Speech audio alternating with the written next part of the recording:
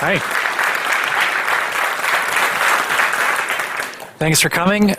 If you see this presentation before, then you're from the future and you already know the mistakes I'm going to make. It's the first time giving this talk, so hopefully it's very fresh material. How many people here have heard of HTTP 2 before? Okay. How many people know how it works? Okay. So some of you will be bored, but many won't. I'm going to walk you through, and I'm also going to discuss something called okhttp, which is a Java library that's a part of the Android open source project, and also works perfectly well in regular Java. So this is what we're going to do, a little bit of introductions, unsurprisingly, and I'm going to tell the story of HTTP 2 just by discussing like a little JSON API, because probably many in the room have met a few little JSON APIs, so it would be more fun that way. Talk a little bit about scale. I'm not going to go big time scale. Used to work at Netflix, and there's lots of talks about that, but we'll do the salient points that relate to how the protocols are different. And then dive into HTTP 2, and then we can wrap up and leave some time for questions. So here we go. My name is Adrian, as mentioned earlier, and I'm an engineer at Square. Square is in the States and Japan and Canada, payment processing, and basically trying to make commerce easy. I worked with a lot of cloud portability, which meant using a lot of poorly written APIs. And that was through what's now Apache JClouds. Also, when I was at Netflix, a project called Denominator, which is also a portability library. And so I tend to do that, although my day job, I work on server-side code. I wrote most of the HTTP 2 implementation of okhttp, so you can blame defects on me. okhttp is a drop-in replacement for Java's HTTPUrlConnection. It has its own extended APIs, like an async API, for example, but primarily it's a drop-in. And this is one of Jesse Wilson, who's founder of Juice and Dagger and a lot of other fun libraries like JSON. He probably just got tired of HTTPUrlConnection one day, and therefore the project was born. It's designed for Java and Android, and I say that like that, and like pull requests, usually we have to count how many object allocations we are doing and if we're copying a byte array or not. And so that's sort of the Android side of it. And the Java side is that we're using like Google Caliper to do benchmarks and make sure it's not slower than HTTPUrlConnection, things like that. So it's a fun project, and if you're interested in geeking out on the code itself, there's an introduction to where you can find it. So, hello HTTP API. So we have been told many times that JSON APIs are very simple. And so in this case, I have an example of an API hopefully is being used over a secure connection, and it's a simple bucket of things. And let's say I have 26 things, and each of them start with a letter in the alphabet, and only 3 fields. Pretty simple stuff. I'm using curl because that's the way that you work with simple APIs. But maybe my server has an XML form, so I'll add an accept header and say, hey, just keep me with JSON. And because there's security people in the room, I will just add this hand-wavy security token. And depending on you can make it request-only token if you like. See, I haven't nailed down the implementation, so it can be pretty handy. So that's how we would normally start playing around with this API. And then what happens is somebody who is critical comes and says, hey, look, you're sending so many bytes. Like, this API sucks. Because why would the computer need 1,642 bytes to process 26 words with a couple integers? And so the snarky engineer is throwing this in your face and saying, look, your API is terrible because it wastes so much. And so you say, well, it's okay. There's GZIP, problem solved. So GZIP is imperfect, but it's a well-known part of API infrastructure. Servers know how to understand it. Clients know how to understand it. Even curl knows how to understand it. And so you add a few flags. You say that I'm going to, across the transport, encode this via GZIP. The server accepts your request, and you can have the same look and feel, but on the wire, less bytes are sent. And that's nice because, maybe your API is used from iPhone or Android. Maybe someone has a really crappy mobile package and they don't have very many megs on their plan, and now they don't have to spend so many bytes, and you have happier users. And in real life, you're probably sending a lot more data than 1,500 characters. So if we tried to do this API not in curl but in a Java application, then it would look kind of boring. It would use this like ancient API called HTTPUrlConnection, which is behind so many things. And you'd add the request properties, which are the HTTP headers, and open up the stream, bolt on a GZIP guy, and maybe use JSON or something to pull your types back out of that. At Square, we use a combination, like if the server was written in Ruby, usually it's JSON. If it was written in Java, it's usually protocol buffers. JSON compressed with GZIP is about the same efficiency as a protocol buffer natively. But I'll have another talk later this year about the virtues of one versus the other, and it can be a nice hot debate. But for now, we're just going to say JSON only. If we're switching to okhttp, it's not very many changes. The only thing we do is we're pulling the URL connection out of an okhttp client. In this case, I'm not configuring it in any way. And because there's a feature to automatically decompress, you don't have to bother with the GZIP. And that's kind of nice because it has means to do that more efficiently than the normal guy. So if you're just looking to drop into some application, like for example, you have a Twitter app and you want to use this instead, you would find where it's making a URL connection and then swap those lines. At the end of the day, our first win is we saved a couple lines of code and we reduced our bytes. And the only concessions really is somebody who's trying to hit the API with curl. If they didn't remember to put compress, they just get garbage because they would see GZIP compressed bytes, and you'd be spending some CPU time on compression and decompression. So we're happy so far. And then we get to like where we actually run it in production, and then we find that some users are complaining because it's slow, particularly the first request is slow. Somebody starts using some JavaScript in their browser in Chrome, and then they click over to the developer tools and they find, hey, like this thing is hot, it takes 368 milliseconds, I'm expecting this to be a super fast API. And then they say, well, you say, hey, we'll deal with it, it's only your first request.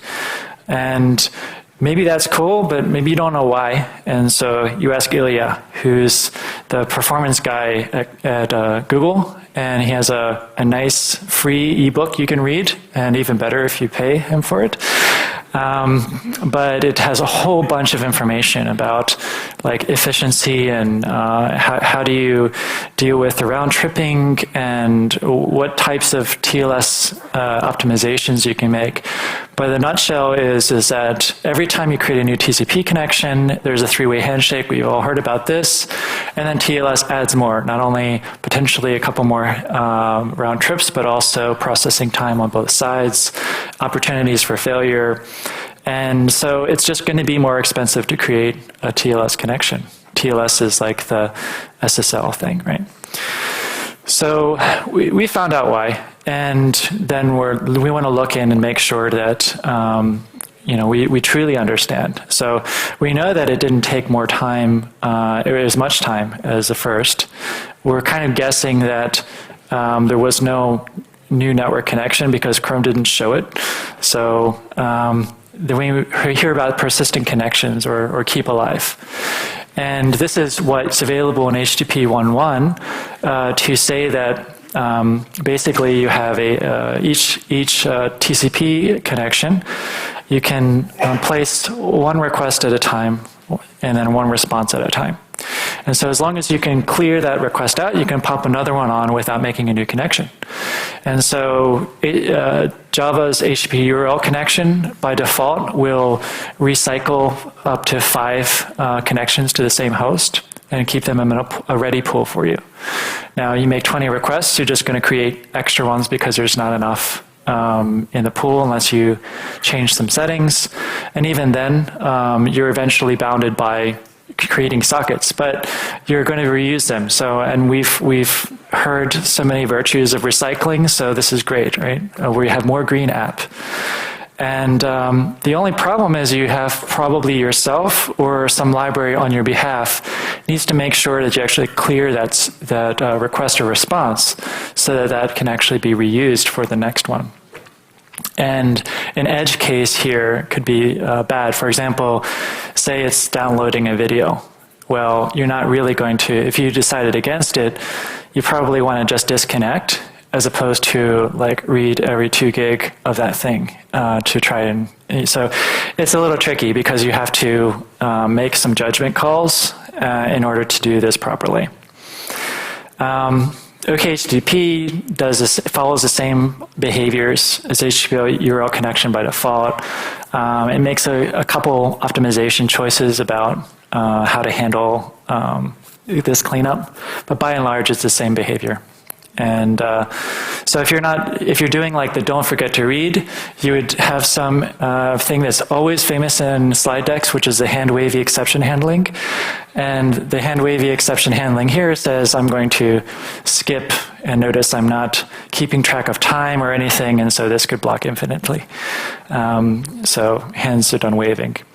But the main point is that you have to clear out, and the design of HTTP URL connection is that if you get an error, the thing that was giving you a response, in both cases it's a response, but it's a different call, like error stream, and you have to clear that out.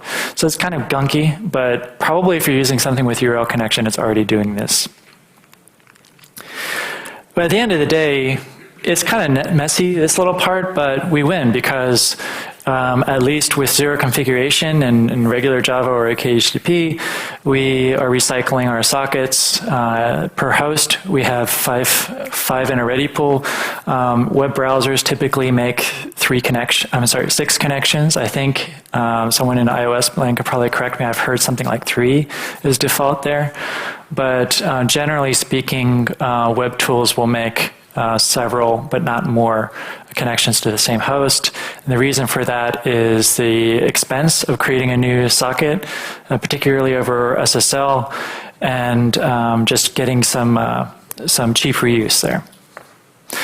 And you know, we've made some improvements, but we're still at the end of the day limited. If we are using a highly concurrent application, or you're making connections to a SOA that has many things involved, you're still going to find yourself creating new sockets, particularly because these rules are usually per host.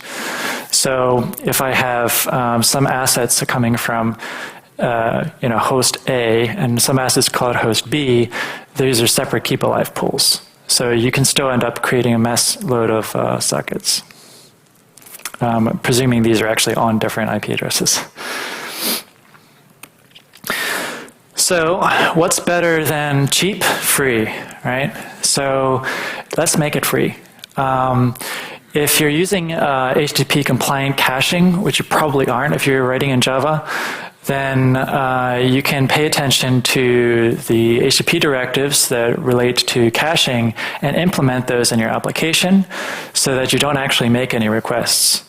Well, first off, how many here are in fact doing like proper HTTP semantic caching in their Java apps? And there's only a few. The reason is because there aren't any semantically implemented HTTP cache libraries out there. For example, URLConnection has this request cache, but it doesn't honor a lot of HTTP semantics around conditional updates or invalidation. They don't give you a lot of tools around tracking hit rates and things.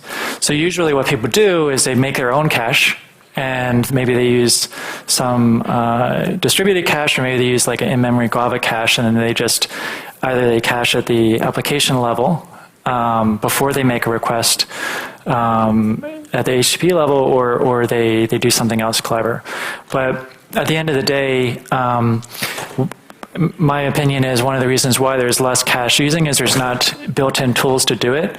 Like if you go into a browser, you automatically have access to this really sophisticated, mature cache framework. And everyone in the world knows how to clear cache, right? But in Java apps, we haven't been accustomed to this sort of maturity. And so one of the best like first features I'm discussing that's really OKHTTP specific is a compliant response cache. And this is in the 2 version that we're ready to release soon. And this handle is basically based on server directives. And why is it important? Well, say you get your server to keep track of how stale a resource is. What would happen if it's a private resource, your max age field would be seconds and like countdown. And S max age, which stands for shared max age, would hopefully say 0 because it's not being in a shared cache. It's actually going to be specific. And in this case, we're varying on the security token. So that means that if the security token changes, it's going to be a different cache. And so this is one way that you can, from the server, inform your client what you're supposed to do. And the server probably is not going to get a fresh copy until that timer goes out. Now, that's really similar to getting like a ticket at a counter. And someone can give you a ticket, but that doesn't stop you from going up to the counter and asking, oh, is it ready yet? Is it ready yet? Is it ready yet? Is it ready yet? And then maybe they'll eventually say, just look at the ticket, wait for the ticket to actually say it's appeared, and then go. Don't keep asking me. But unless your app actually does this, it's going to just keep polling. So this is where you want some cache tie-in to actually transparently pay attention to this information, and so that it won't actually invalidate the cache until this timer goes off, as one example. So this is how it works. It's 2 steps. One, your server has to tell you information about the validity of this resource and how stale it can be. And the other thing is you actually have to then pay attention to that information.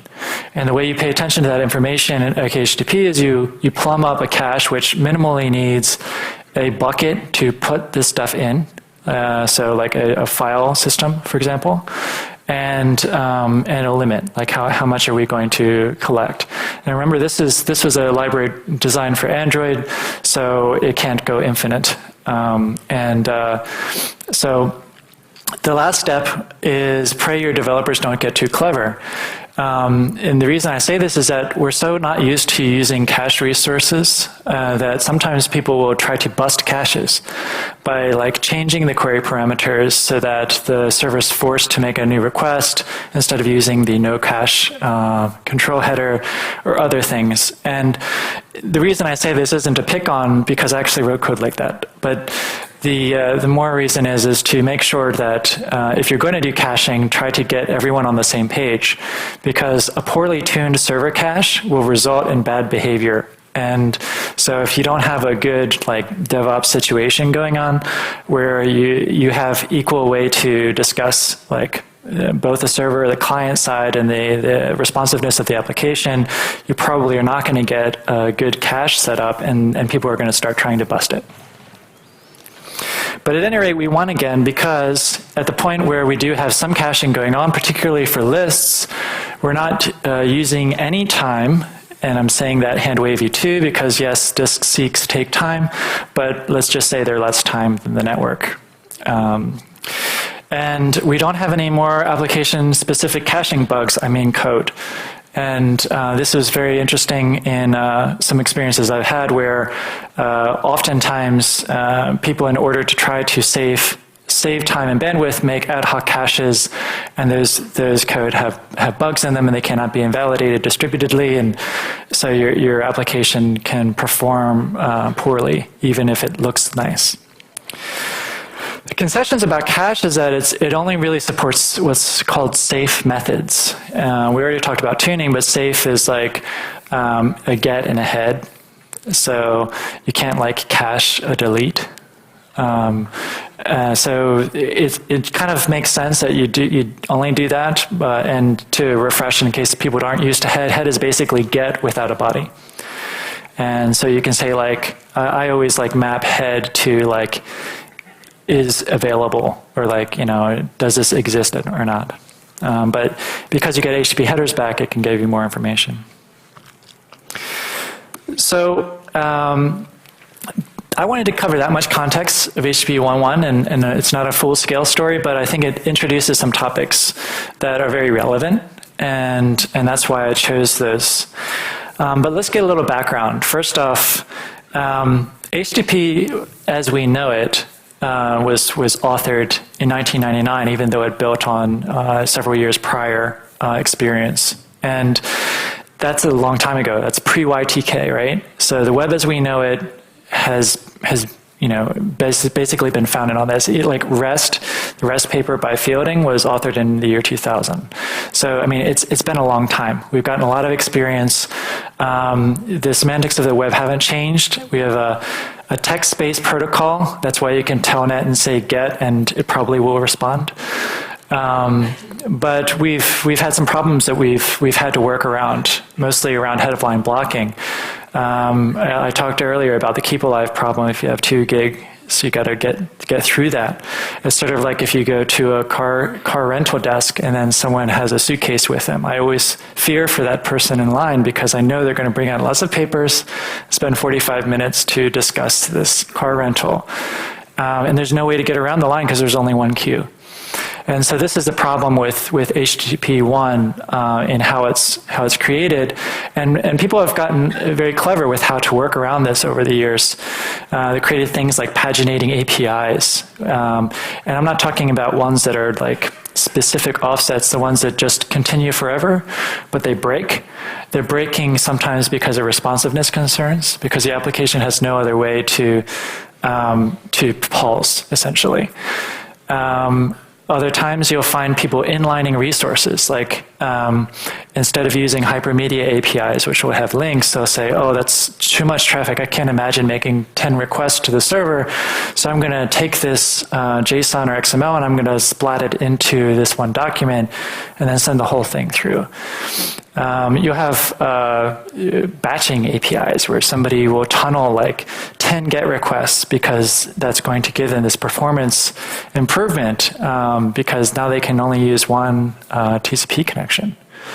All of this has to do with how the protocol is designed and the cleverness of developers over the last long time, 14, 15 years. So this is where we started, and we've gotten very clever working with this, and we've gotten a lot of miles out of HTTP 1.1. And semantically, it's still as valid as it was when it was defined. Semantically, people like GET. They understand the idempotence rules. They're pretty easy to grok. The idea of headers and all of this and the content being separate are useful concepts. 10 years later, in 2009, there was a Chromium Paper sent out, and that's when like magically Chrome was a fast browser. And this was because Google started playing with the way that HTTP 1.1 was laid on the wire. And they said, okay, well, instead of framing this in text, we're going to cut this up into binary frames. We use the same semantics, same get head, headers, content, like everything is going to look exactly the same, except for we're just going to tunnel it differently. And not only that, but we're going to get rid of this problem where people are like making these massive batch APIs by just making it possible to multiplex multiple requests on the same connection. And so there is a movement that started at Google, and the current version of that is 3.1, and like every browser supports it. I mean, IE even supports SPDY. I mean, they don't support 3.1, but like every major browser right now that you would be using is going to support SPDY. And it's no longer limited to Google. I mean, Google still sort of own-ish the spec, but you can find websites, for example, Twitter, that use Speedy. And there's actually an interesting thing about Google is that they have like most of their edge goes through the same architecture. So if you're using like the Google Storage APIs to store your files, that is actually Speedy compliant. So all of those like fanciness of that protocol are available through some of their cloud services. So for example, you use Google App Engine, that you could actually talk Speedy to it. It's pretty neat. And Speedy was presented as an IETF draft in last year, I think, January. And then within 20 days, it was renamed to HTTP 2. So when you hear Speedy, it's the same roots of HTTP 2. It's a very, very similar protocol. And that's why I intentionally kept this slide. I'm not saying they're the same. There's been some changes, particularly around like the framing size and the compression algorithms. But by and large, they're similar enough that if you understand one, you understand the essence of the other. And we're at draft 9. This was published in December, as it's shown here. I actually went to the last working group in Zurich a couple of weeks ago. And I mean, vendors are actually even starting to implement this stuff. And so it's getting very exciting. And we're looking probably for the last major changes in the spec to happen in May. So, there was a long time when no activity, right? And I mean, I'm being hand wavy about that too. Like there's lots of specs that happened in between 1999 and now, but HTTP, there was no like 1.2 that people actually ever implemented. So this is the first time we're actually looking at it. The key here is that the semantics are the same. This is all just about how it's framed. And that's why you can find that like whether you're using Chrome or Firefox or Opera, any of the browsers that support Speedy or HTTP2, there's no change in how people are actually writing their forms because it's semantically the same. So that sounds like magic, and that's why I'm going to spend some time on how that actually works. So we'll break into the headline features, and the first one we'll talk about is multiplexing. And I mean, basically what we're doing in the first case is looking at the whole messages, like the whole request and the whole response, and what are they composed of, and breaking that down. So in HTTP 1.1, we're pretty familiar with concepts like a request line and a status line and headers and data, right? Even though our favorite libraries may split these things apart, they're really just a concatenation of stuff. And there's like a new line delimiter that's about the extent of framing in HTTP 1.1. In HTTP 2, if we look at the same request, and remember this is referring back to the get things API and the list response, this is what it looks like. So we have, similar to like TCP IP, we have like a frame header, which tells you what's going to follow. Everything in HTTP 2 is framed, and the frames can have a maximum length of 16K minus 1. Which means that this head of line blocking concern is limited to 16K, which means that it's not really that much of a blocking concern anymore. It means that you're splitting up your data into 16K chunks, or at least something's doing that for you. We've said that a request line, response line, it's all key value pairs. So headers are headers are headers. The only difference here you see is that special headers are colon prefixed.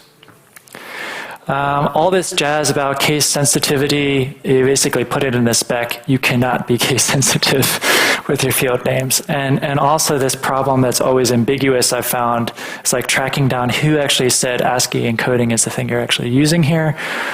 So like some things are more official. You can still be Unicode in your values, but all your keys are ASCII, which is really handy if you're trying to be efficient, by the way, because ASCII, remember, is 1 byte per character. So we have frames, like headers, which can be request or response, exact same framing. And then we have flags. For example, if I have a headers frame that has a flag saying end stream, that means that this request response, I'm done with my side. So over to you. So a stream is a request response pair. And the connection, remember, is your TCP/IP connection. And so in HTTP2, you can have multiple concurrent streams, request responses that are going on at the same time.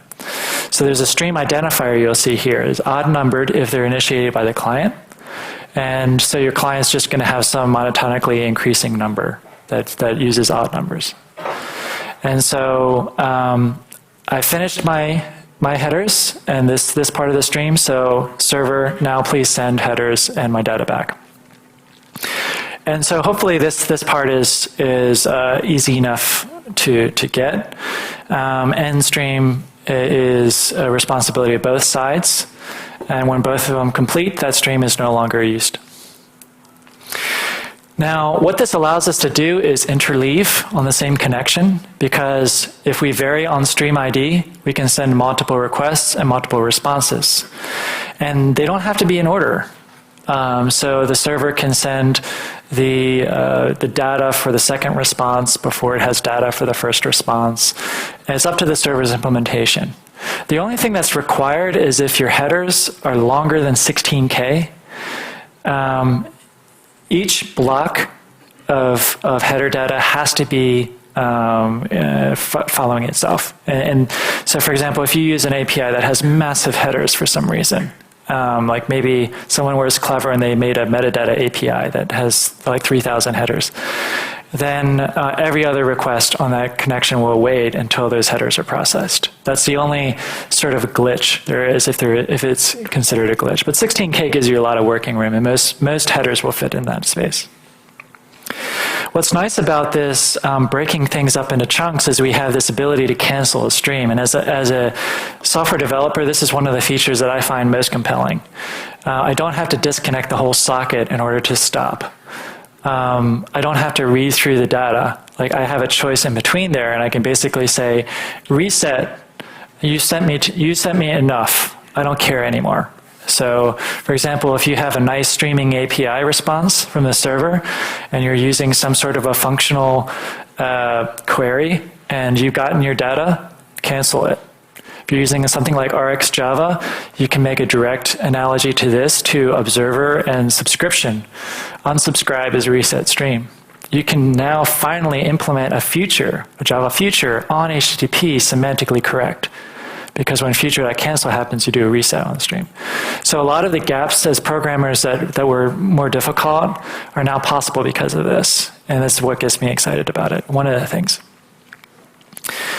But there's more to it than that. Control frames are also interleaved. So not only do you have multiple requests going on, but there's actually some feedback. So for example, you may be saying that, okay, hey, listen, maximum connections, I said 100, or maximum streams, I said 100, but my feedback, like my Nagios tells me stop, like, start shedding traffic. So I'm going to send a control frame and narrow it down to maybe 10 or maybe 0 and just wait. So I have a means for this to be much more responsive in like the modern scale apps that we have, to actually have something at HTTP level that can do some things to deal with infrastructure concerns, and there's mechanisms for this. Now in code in OKHTTP, it's actually a fairly simple architecture. You have one socket, right? This means you have an input stream and an output stream. You're using this for multiple requests and responses. You know that things have to be in order, and they have to be processed, so at least you get the stream identifier to file them away. So the way that it's architected, and this is Jesse's architecture, and I think it's very simple and nice, is that there's one background thread, and this is reading the response data from the server, and it's reading all the frames. It's dispatching them appropriately. There's one control frame synchronous queue, and that's basically if I read a special settings that I have to acknowledge, then schedule that to be acknowledged. And then the rest is just a lock. because your writers are your HTTP URL connections. Somebody's saying like get output stream, write. You don't have to actually thread because applications can do their own threading for you.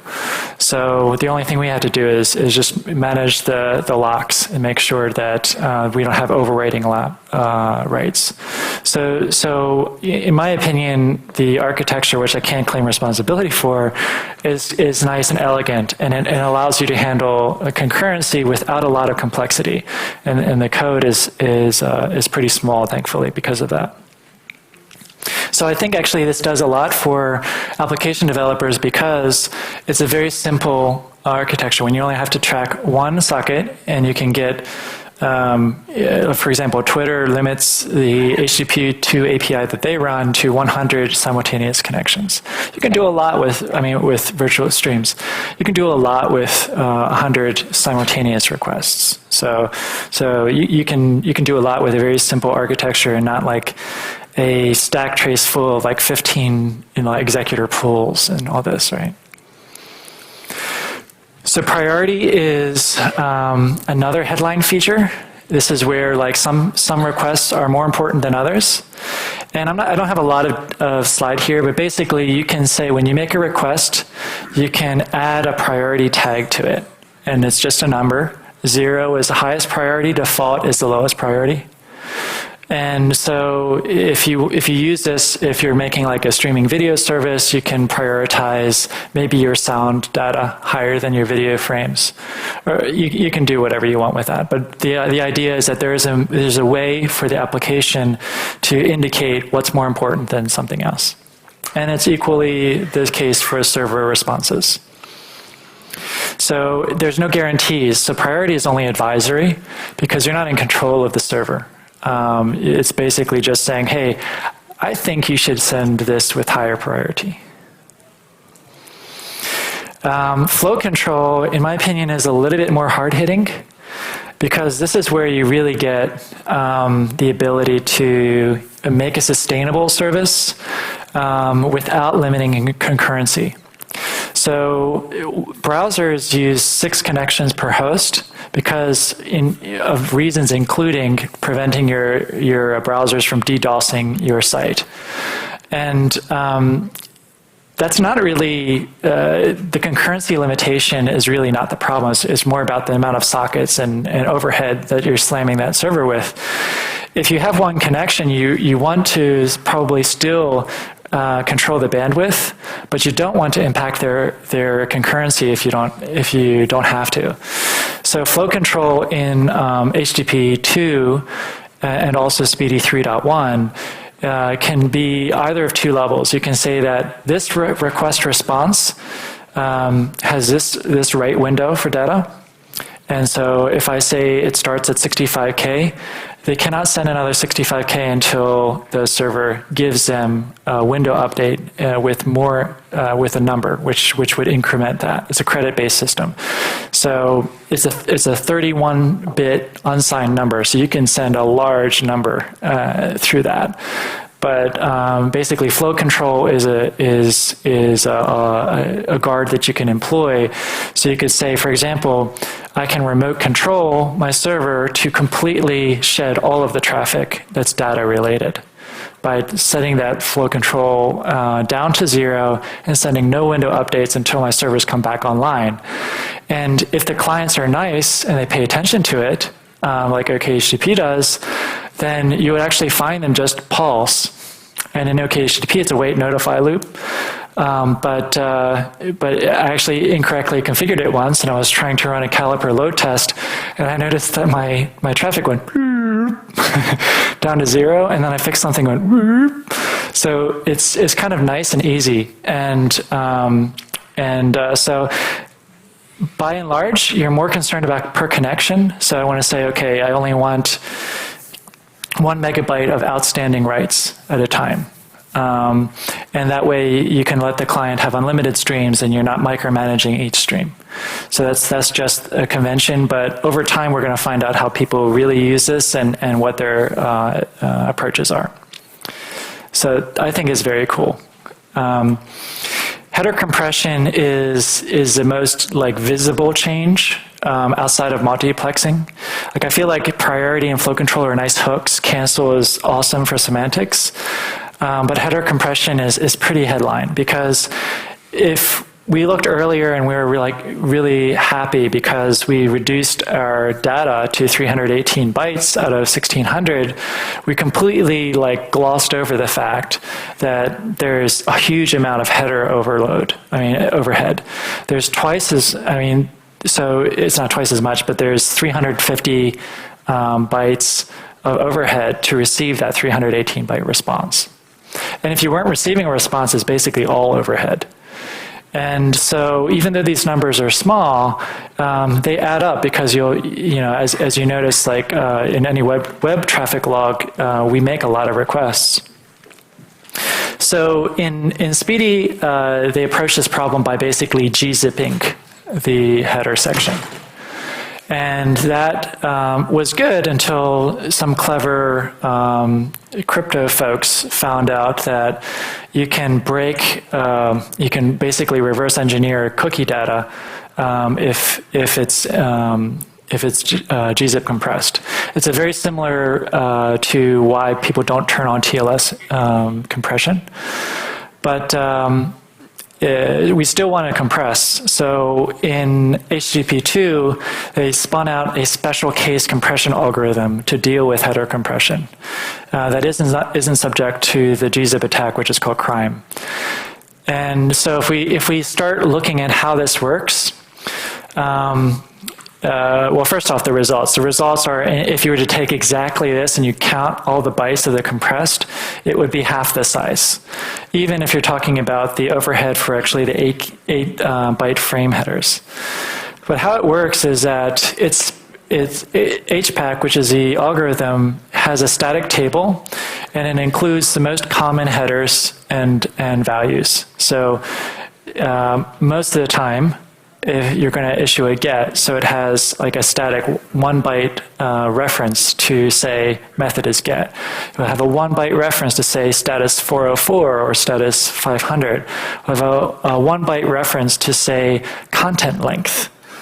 Now your length may vary, but at least the name of it. So you can actually just, even without Huffman encoding or anything, you could get very good compression, or at least significant compression on just knowing the semantics of how we use HTTP. And it also uses Huffman encoding, which saves some bytes there. But what's more important than your first request is your second request.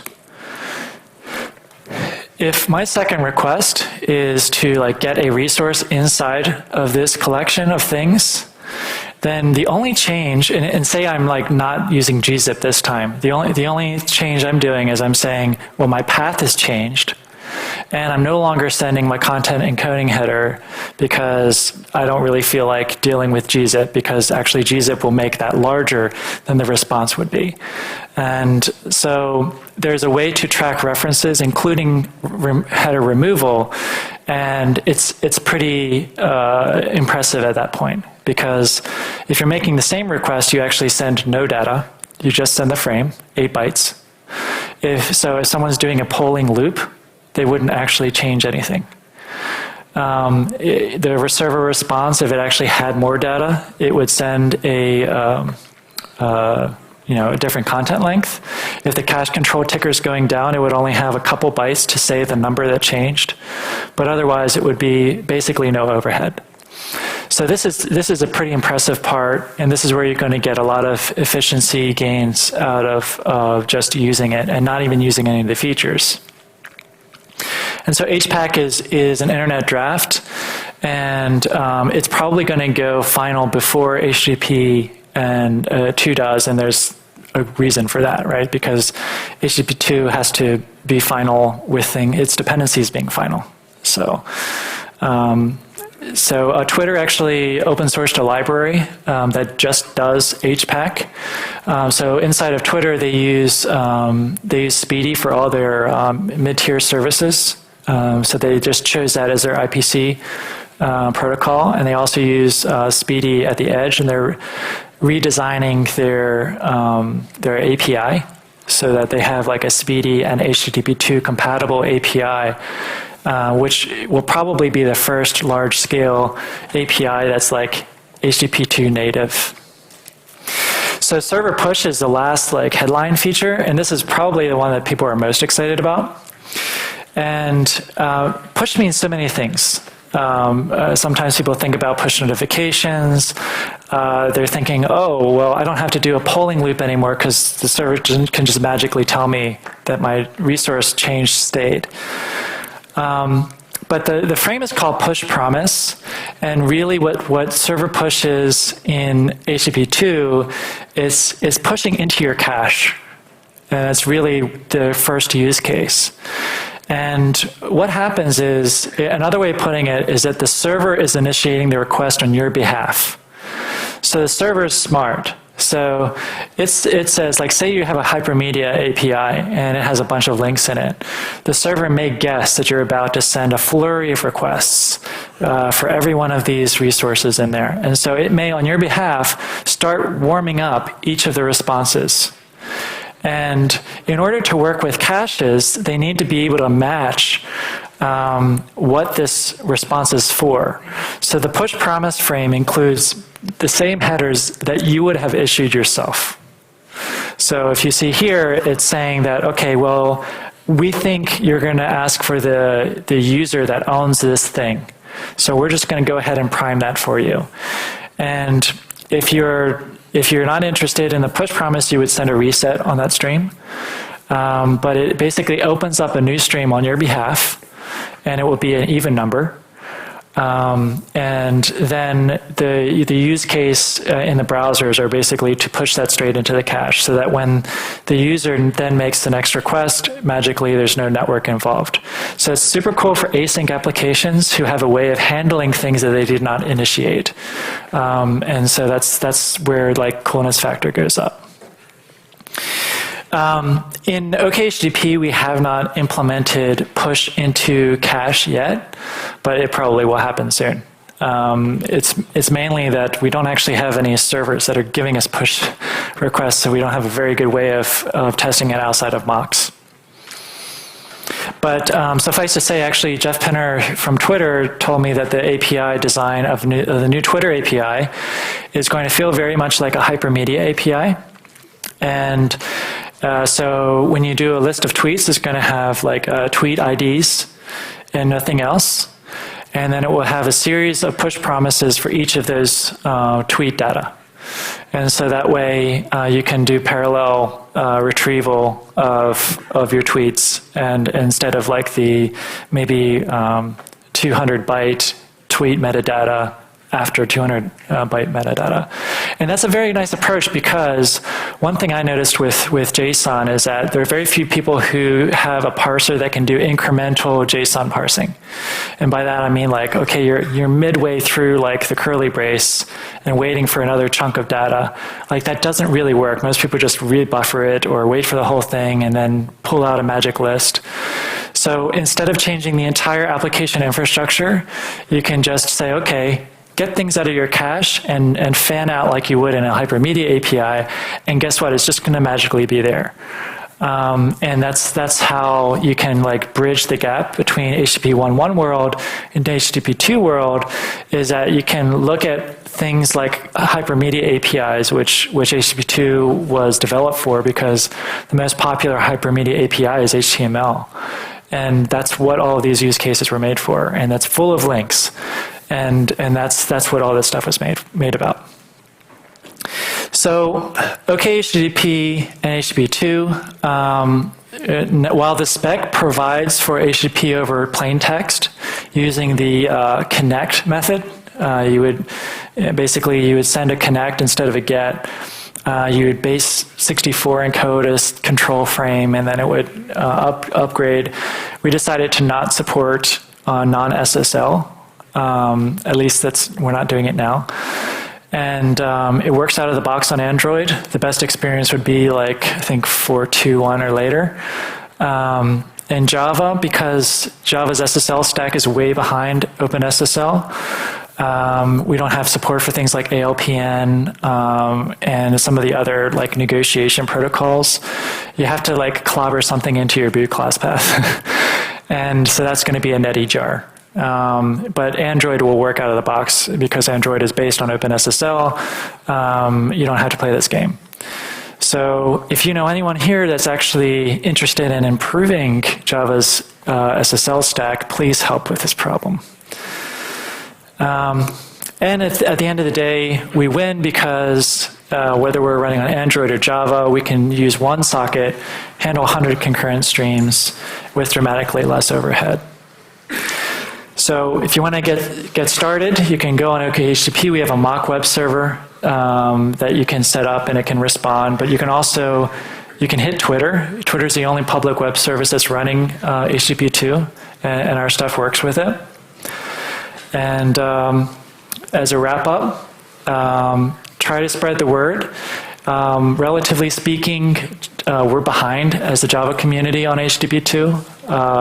There's C libraries, C++ libraries, Node, Go, Ruby, a couple implementations, but there's really very few implementations in Java. So if you know Jetty or folks or whatever, try and get them engaged.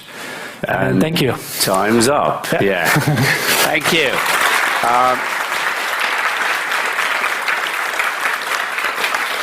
Now there's some logistics. There's only 10 minutes between this and the next session, so hurry up. I guess, Adrian, you're going to be available for questions after. So if you want to come, you can just go that way. Yeah, that way.